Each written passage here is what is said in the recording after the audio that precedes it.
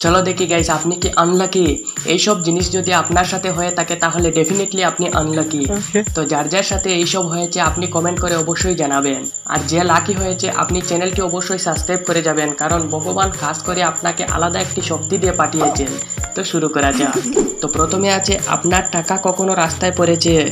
আমার তো অনেকবার পড়েছে। 10-20 টাকা অনেক সময় পকেট থেকে মোবাইল বার করার সময় পড়েছে, আর পকেটে টাকা রেখে একটু পর পর হাত ঢুকে চেক করার সময় পড়েছে, আমি টেরই পাইনি। তো নেক্সটে আছে, আপনাকে কখনো কুকুর কামড়েছে? ইয়েস গাইস, আমাকে একবার কামড়েছে।